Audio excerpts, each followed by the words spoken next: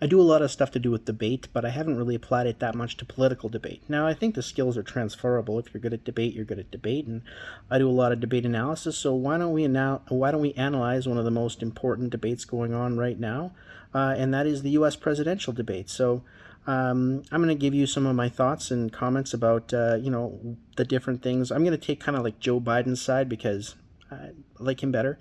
And talk about sort of how he responded and how I think he should respond. And we'll see whether or not this is interesting. I'm only going to do like a few bits and pieces, and you guys can tell me whether or not this is something you like and whether or not it's something you want to see more of. Let's get into it.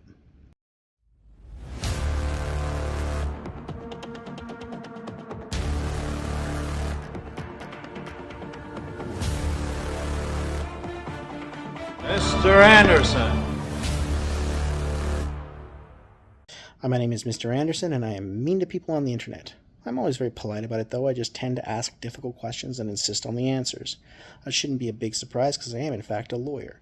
On my channel, you find a lot of stuff to do with debate. I do a lot of reviews of different people's debates and, technique breakdowns of the different things that you can do in debates, and I post a lot of my own debates so that you can see that the things I'm telling you actually work when the person is fighting back against you. So you can think of my channel as kind of like a self-defense course for getting into fights on the internet.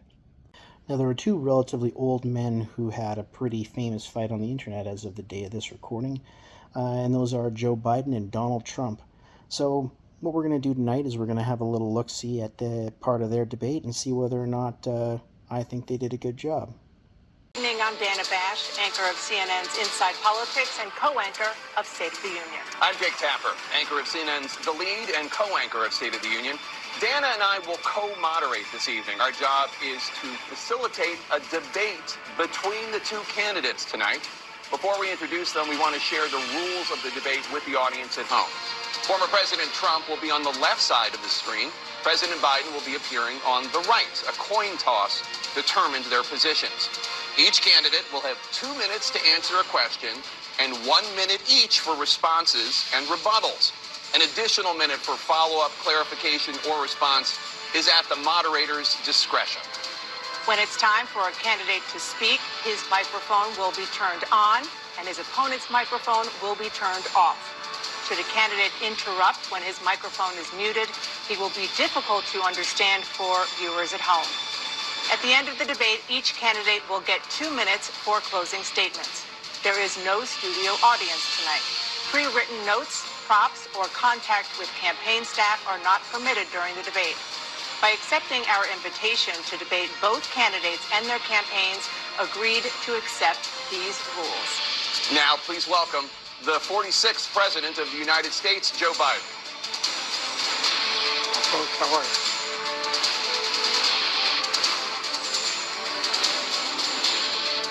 Great to be here. Thank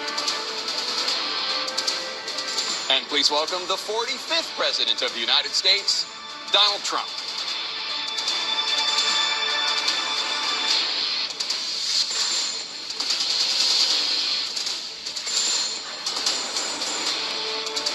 Gentlemen, thanks so much for being here. Let's begin the debate, and let's start with the issue that voters consistently say is their top concern, the economy. President Biden, inflation has slowed, but prices remain high. Since you took office, the price of essentials has increased. For example, a basket of groceries that cost $100 then now costs more than $120. And typical home prices have jumped more than 30%. What do you say to voters who feel they are worse off under your presidency than they were under President Trump? We got to take a look at what I was left when I became president, what Mr. Trump left me. We had an economy that was in free fall. The pandemic was so badly handled. Many people were dying. All he said was, it's not that serious. Just inject a little bleach in your arm. You'll be all right. The economy collapsed. There were no jobs. Unemployment rate rose to 15%. It was terrible. And so what we had to do is try to put things back together again. And that's exactly what we began to do. We created 15,000 new jobs. We brought out the position where we have 800,000 new manufacturing jobs, but there's more to be done. There's more to be done. Working class people are still in trouble. I come from Scranton, Pennsylvania. I come of a household where the kitchen table, if the things weren't able to be met during the month, it was a problem. Price of eggs, the price of gas, the price of housing, the price of a whole range of things. That's why I'm working so hard to make sure I deal with those problems. And we're going to make sure that we reduce the price of housing. We're going to make sure we build 2 million new units. We're going to make sure we cap rents so corporate greed can't take over. The combination, what I was left with in corporate greed, is the reason why we're in this problem right now. In addition to that, we're in a situation where if you take a look at all that was done in his administration, he didn't do much at all. By the time he left, things were in chaos, literally chaos. And so we put things back together. We created, I said, those jobs. We make sure we had a situation where we brought down the price of prescription drugs, which is a major issue for many people, to $15 for a insulin shot as opposed to $400. No senior has to pay more than $200 for any drug, all the drugs they can include beginning next year. And the situation is and we're going to make that available to everybody, to all Americans. So we're working to bring down the price around the kitchen table, and that's what we're going to get done. Okay, so in many ways a strong start from Biden. I think the things that he said were good, but you know what strikes me right off the bat is, I don't know if he's got a cold or something, but he sounds old. He just sounds old. That ain't good. I don't know that there's much he can do about that, but that's not going to play well in general. Thank you. President Trump? We have the greatest economy in the history of our country. We have never done so well. Everybody was amazed by it. Other countries were copying us. We got hit with COVID, and when we did, we spent the money necessary so we wouldn't end up in a Great Depression, the likes of which we had in 1929. By the time we finished, so we did a great job. We got a lot of credit for the economy, a lot of credit for the military, and no wars, and so many other things. Everything was rocking good. But the thing we never got the credit for, and we should have, is getting us out of that COVID mess. He created mandates that was a disaster for our country. But other than that, we had given them back a country where the stock market actually was higher than pre-COVID, and nobody thought that was even possible. The only jobs he created are for illegal immigrants and bounce-back jobs, a bounce-back from the COVID. He has not done a good job. He's done a poor job, and inflation's killing our country. It is absolutely killing us. Thank you. President Biden? Well, look, the greatest economy. Okay, so the way this is going to work is that I'm going to kind of pause after, especially after what Trump says, and I'm going to sort of talk about, kind of how I would respond to that, and then we'll see how Biden responds. We'll see whose is better. So, I mean, the thing that I would be saying here is, look, you started off by saying inflation is up. Inflation is way up. Inflation is way up right after this guy leaves office. And, I mean, it is crazy for him to stand here and say that that he did a good job when we all know that it was a horrible job, that he botched COVID, that he botched the rollout, that he created such a distrust in science that his own supporters wouldn't even take the drugs that his administration thankfully did something to help put forward with the great help of the scientific community, and despite his best efforts. And he absolutely ruined the economy, and here I am picking up the pieces, and the man has the temerity to take credit for the good and blame the bad on the person who is fixing it. That's what I would say. Economy in the world. He's the only one who thinks that, I think. I don't know anybody else who thinks he had the greatest economy in the world. And, the fact of the matter is that we found ourselves in a situation where his economy, he rewarded the wealthy. He had the largest tax cut in American history, $2 trillion. He raised a deficit larger than any president has in any one term. He's the only president other than Herbert Hoover who's lost more jobs than he had when he began, since Herbert Hoover. The idea that he did something that was significant in the military, when he was president, they were still killing people in Afghanistan. He didn't do anything about that. When he was president, we were still finding ourselves in a position where you had a notion that we were this safe country. The truth is, I'm the only president this century that doesn't have any, this decade, that doesn't have any troops dying anywhere in the world like he did.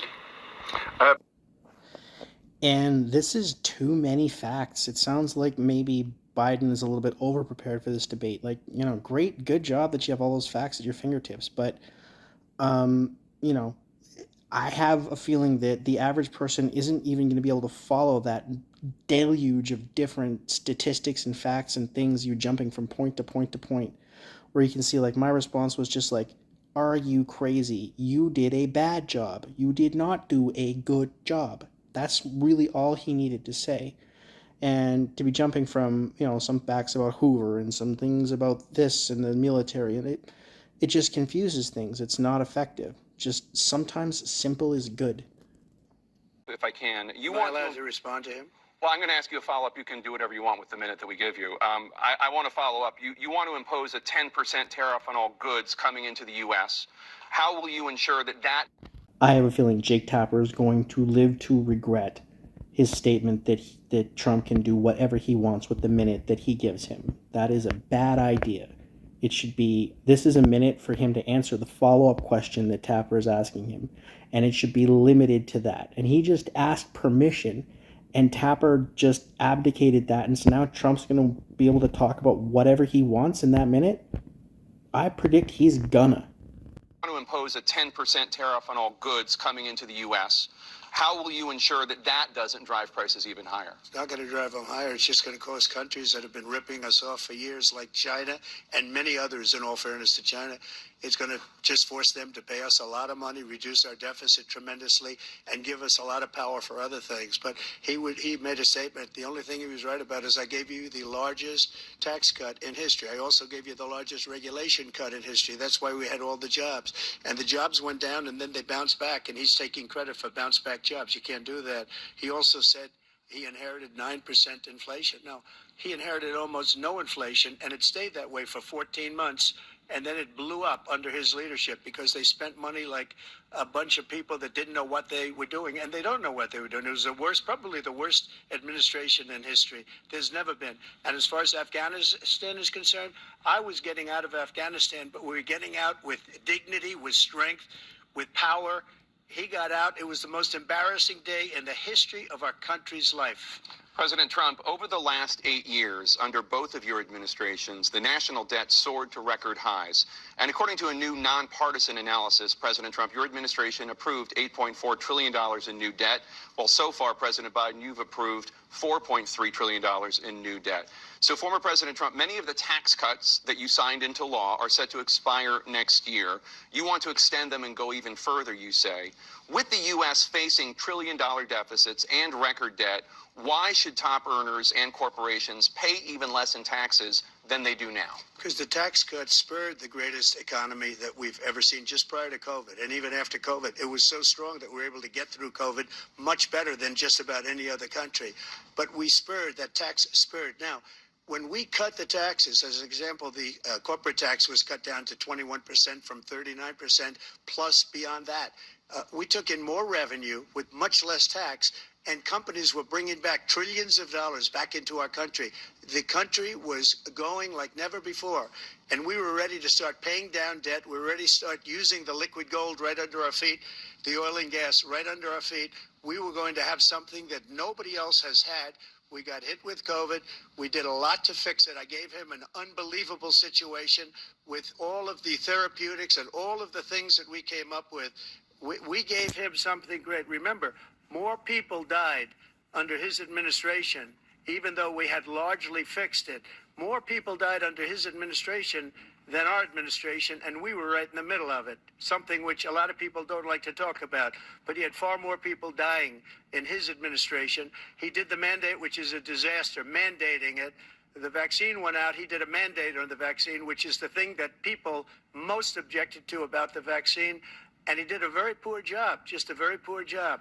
And I will tell you, not only poor there, but throughout the entire world, we're no longer respected as a country. They don't respect our leadership. They don't respect the United States anymore. We're like a third world nation between weaponization of his election, trying to go after his political opponent. all of the things he's done. We've become like a third world nation, and it's a shame. The damage he's done to our country, and I'd love to ask him, and will, why he allowed millions of people to come in here from prisons, jails, and mental institutions to come into our country and destroy our country. President Trump, we will get to immigration later in this block. President Biden, I want to give you an opportunity to respond to this question about the national debt. So my response will be this. No, we are not a laughingstock. We are not disrespected around the world. America is not weak. You are weak. You are not respected around the world. You are a laughingstock. Unfortunately for the rest of us, you are not America. And you have this sense, this tendency to conflate the two because you think that you are America. You think that the country is your own personal piggy bank and that you can do whatever you want with it and that you can pillage and you can give tax cuts to your cronies, and you think that if it's good for you, that it's good for everybody. Well, I have news for you. Running up trillions and trillions of dollars worth of deficit because you cut all of the taxes does not mean that you did a good job with taxes. Yes, I understand your rich friends are wealthy, but they are not most of America, and they are not most of the voters. And most of the voters know that you did a bad job because we can all sit around our kitchen tables and see that corporate profits are up and prices are up, and the money in our pockets as regular people are down. And that is what matters here. What matters is that you did a bad job. Okay, now let's see how Biden does it. He had the largest national debt of any president in a 4-year period, number one. Number two, he got $2 trillion tax cut benefited the very wealthy. What I'm going to do is fix the tax system. For example, we have 1,000 trillionaires in America. Billionaires in America. And what's happening? They're in a situation where they, in fact, pay 8.2% in taxes. If they just paid 24%, 25%, either one of those numbers, they've raised $500 billion, I should say, in a 10-year period.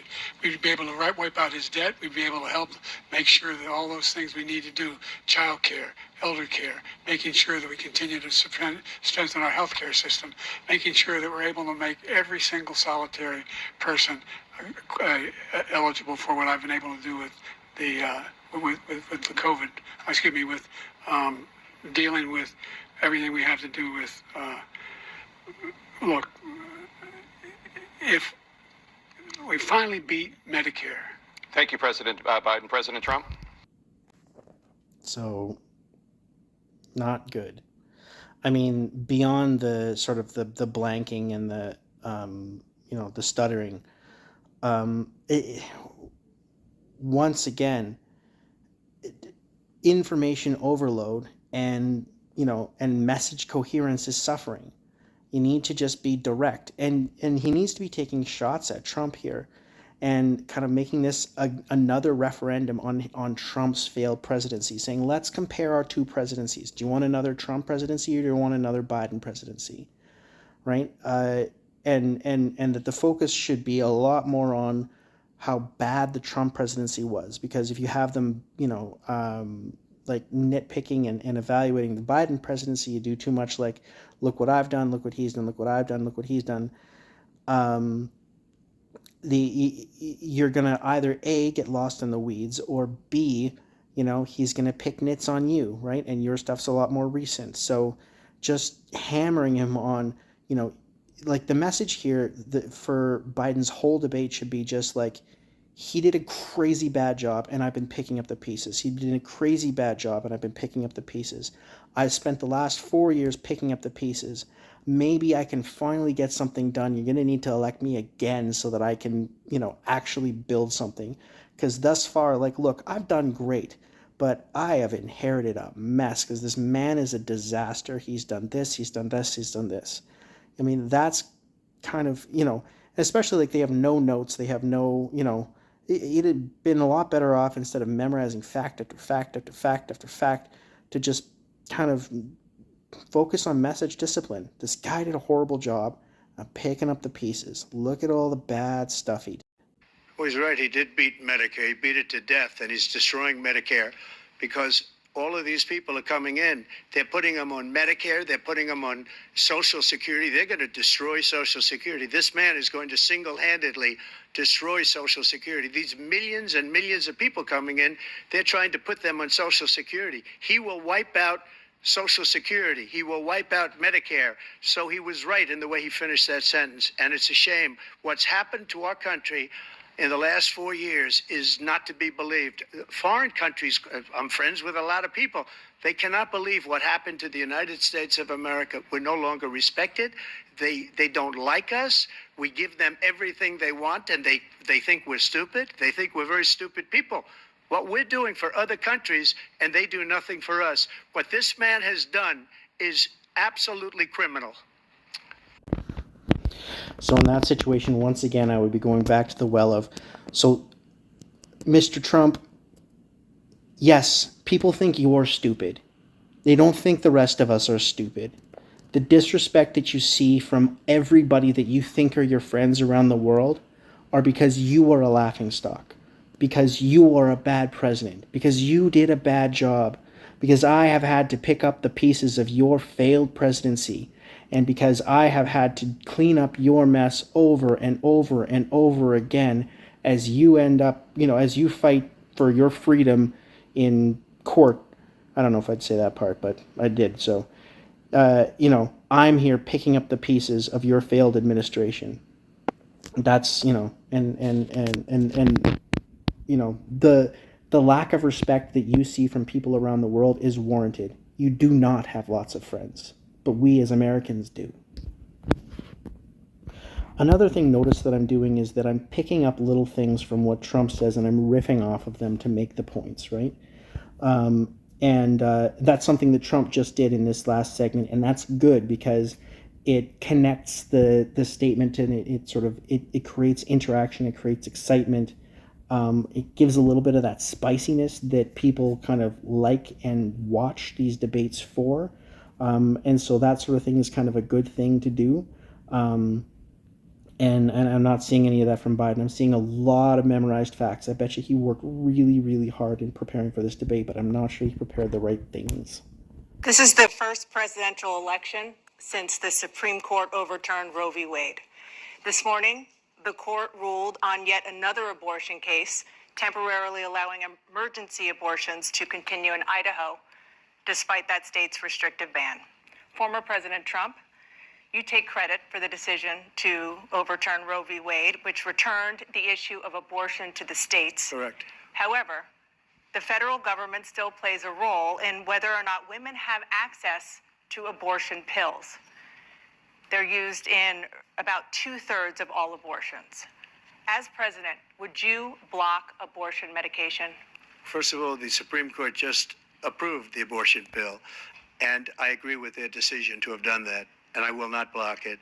And if you look at this whole question that you're asking, complex but not really complex. 51 years ago, you had Roe v. Wade, and everybody wanted to get it back to the states. Everybody, without exception. Democrats, Republicans, liberals, conservatives, everybody wanted it back. Religious leaders.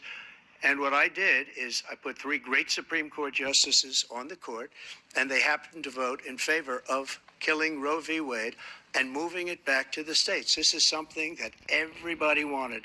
Now, 10 years ago or so, they started talking about how many weeks and how many this, and getting into other things. But every legal scholar throughout the world, the most respected, wanted it brought back to the states. I did that.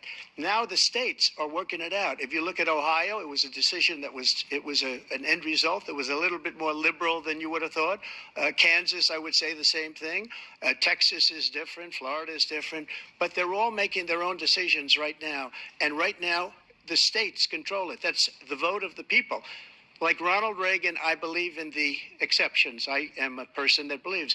And frankly, I think it's important to believe in the exceptions. Some people, you have to follow your heart. Some people don't believe in that. But I believe in the exceptions for rape, incest, and the life of the mother. I think it's very important. Some people don't. Follow your heart, but you have to get elected also, and because that has to do with other things. You got to get elected.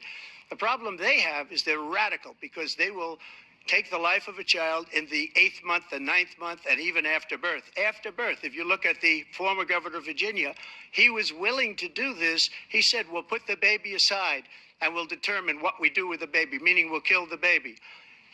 What happened is we brought it back to the states, and the country is now coming together on this issue. It's been a great thing. Thank you. My response will be this. I think President Trump just said the quiet part out loud. You gotta get elected. You gotta get elected. And that's exactly what motivated his entire answer there.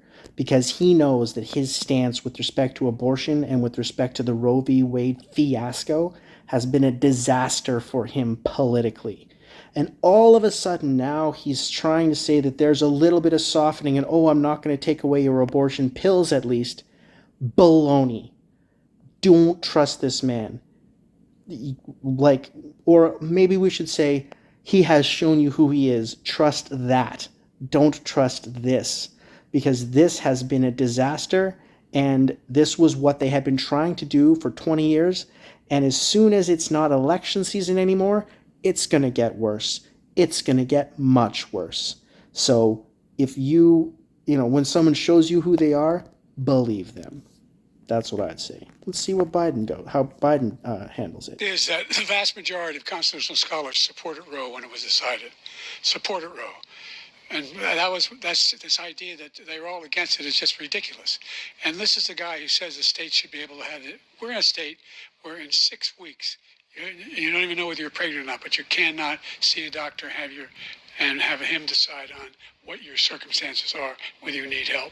The idea that states are able to do this is a little like saying we're going to turn civil rights back to the states, let each state have a different rule. Look, there's so many young women who have been, including a young woman who just was murdered, and he went to the funeral.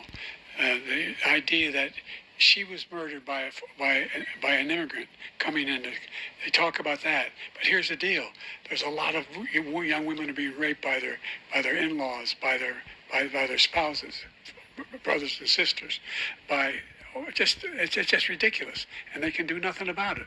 And they try to arrest them when they cross state lines. Thank you. He was doing really, really well until he tried to tell that anecdote, and then he fell apart. I was like, oh man, his answer's better than mine. And then, I don't know, some kind of a story about somebody who went to somebody's funeral and there was an immigrant or something. Like, what are you talking about, Joe? What is this? Short, sharp answers, clear to the point, stay on topic, stay on message, hammer the guy on the fact that he's the one who's responsible for Roe v. Wade going down. That's all you have to do. What are you doing with bringing in some immigrant where there was a woman that died and there's something, I can't remember the details, but trust me, it was a bad look for the guy. No, this is not a good look for you. 123 pounds, or 35 pounds. Well, you said 6'4", 200. Well, anyway, anyway, just take a look at what he says he is, and take a look at what he is. Look, I'd be happy to have a driving contest with him. I got my handicap, which when I was vice president, down to a 6. But by the way, I told you before, I'm happy to play golf if you carry your own bag. Think you can do it? That's the biggest lie. He's a 6 handicap of all.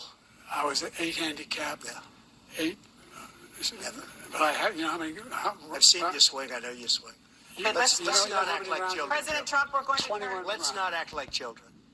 You to are a a child. specific. Well, that wasn't good. Now I'm watching 2 old men arguing about golf, and one of them is going to be the president of the United States, and this is on your time, Joe. You brought this up. No. Stay on message, stay on target, talk about how bad he is. That's your one job. I bet you're a great golfer. I bet you could kick my butt up and down the course, but you're not doing that right now. Oh man, let's see what Trump has to say. Concern that voters have about you. Will you pledge tonight that once all legal challenges have been exhausted, that you will accept the results of this election, regardless of who wins, and you will say right now that political violence in any form is unacceptable? Well, I shouldn't have to say that, but of course I believe that. It's totally unacceptable. And if you would see my statements that I made on Twitter at the time, and also my statement that I made in the Rose Garden, you would say it's one of the strongest statements you've ever seen. In addition to the speech I made in front of, I believe, the largest crowd I've ever spoken to. I don't mean to interject, but just look at Joe Biden's face right now. Like that is an effective tactic. What he's doing there, and just kind of like the incredulity and like disgust and surprise and sort of like just looking so agog. Like that is effective and that is good. So he's doing something well right there. And I will tell you, nobody ever talks about that. They talk about a relatively small number of people that went to the Capitol, and in many cases were ushered in by the police. And as Nancy Pelosi said, it was her responsibility, not mine. She said that loud and clear. But the answer is, if the election is fair, free, and I want that more than anybody. And I'll tell you something. I wish he was a great president, because I wouldn't be here right now. I'd be at one of my many places enjoying myself. I wouldn't be under indictment because I wouldn't have been his political opponent, because he indicted me because I was his opponent. I wish he was a great president. I would rather have that. I wouldn't be here. I don't mind being here. But the only reason I'm here is he's so bad as a president that I'm going to make America great again. We're going to make America great again. We're a failing nation right now. We're a seriously failing nation. And we're a failing nation because of him. His policies are so bad. His military policies are insane. They're insane. These are wars that will never end with him. He will drive us into World War III, and we're closer to World War III than anybody can imagine. We are very, very close to World War III, and he's driving us there. And Kim Jong-un and President Xi of China, Kim Jong-un of North Korea, all of these, Putin, they don't respect him. They don't fear him. They have nothing going with this gentleman, and he's going to drive us into World War III. Okay, man. So, I'm speaking directly to Joe Biden right now. I'm sure he's going to watch this video. So, this comes up again. What Trump has done here is, like, he was asked a question about, like, the fact that, he tried to cause an insurrection, which is, like, a really, really bad fact for him. And now he wants to talk about Putin and World War III in Ukraine. So don't let him do that. Go back and hammer him on the fact that he is a demagogue and that he is dangerous and that he is, a bad idea, because if you elect him, he'll never leave power. That's what you have to do. So let's see if he does it. Here we go. You want a World War III, let him follow and win, and let Putin say, do what you want, NATO. Just do what you want. There's a thing called Article 5. An attack on one is an attack on all, a required response. The idea, I can't think of a single major leader in the world who wouldn't trade places with the job I've done and what they've done. Because we're a powerful nation. We have wonderful people. It's because of the people, not me. It's because of the American people. They're capable of anything, and they step up when they're needed. And right now, we're needed. We're needed to protect the world because our own safety is at stake. And again, you want to have a war, just let Putin go ahead and take Kyiv, make sure they move on, see what happens in Poland, Hungary, and other places along that border. Then you have a war. No. You let him change the topic. Like, I talk to regular people about not letting people do that. You're supposed to be really good at this. This is not, like, why did you let him change the topic away from something where you were strong? President Trump, as I come back to you for a follow-up, the question was, will you accept the results of this election, regardless of who wins? Just to finish what he said, if I might, Russia, they took a lot of land from Bush. They took a lot of land from Obama and Biden. They took no land, nothing from Trump, nothing. He knew not to do it. He's not going to play games with me. He knew that. I got along with him very well, but he knew not to play games. He took nothing from me. But now he's going to take the whole thing from this man right here. That's a war that should have never started. It would have never started ever with me. and he's going to take Ukraine. And, you know, you asked me a question before, would you do this? He's got us in such a bad position right now with Ukraine and Russia, because Ukraine's not winning that war. He said, I will never settle until such time. They're running out of people. They're running out of soldiers. They've lost so many people. It's so sad. They've lost so many people, and they've lost those gorgeous cities with the golden domes that are 1,000 years old, all because of him and stupid decisions. Russia would have never attacked. Remember before when I said Tapper is going to regret saying that Trump can just use the time to say whatever he wants and he doesn't have to answer the questions? Chicken's coming home to roost. President Trump, the question was, will you accept the results of the election, regardless of who wins? Yes or no, please. Good job, Dana Bash. At it, girl. You get him. If it's a fair and legal and good election, absolutely. I would have much rather accepted these, but the fraud and everything else was ridiculous. And if you want, we'll have a news conference on it in a week, or we'll have another one of these in a week. But I will absolutely, there's nothing I'd rather do. It would be much easier for me to do that than I'm running again. I wasn't really going to run until I saw the horrible job he did. He's destroying our country. I would be very happy to be someplace else, in a nice location someplace. And again, no indictments, no political opponent stuff, because it's the only way he thinks he can win. But unfortunately, it's driven up my numbers and driven them up to a very high level because the people understand it. Okay, Joe, you got this. He's teed this one up for you. You can nail him. Let's do it. I believe in you, Joe. I'm not even going to give you any advice. You can do this. Let's see what your numbers are when this election is over. Let's see. You're a whiner. When you lost the first time, you continued, you appealed and appealed to courts all across the country. Not one single court in America said any of your claims had any merit, state or local, none. But you continue to provoke this lie about somehow there's all this misrepresentation, all this stealing. There is no evidence of that at all. And I tell you what, I doubt whether you'll accept it because you're such a whiner. The idea, if you lose again, you accepting anything, you can't stand the loss. Something snapped in you when you lost the last time. We'll be right back with more from the CNN presidential debate, live from Georgia. Yeah, buddy, that was a good one. There you go. Let's end it now. That was a strong one. We're gonna finish it. We're gonna finish strong.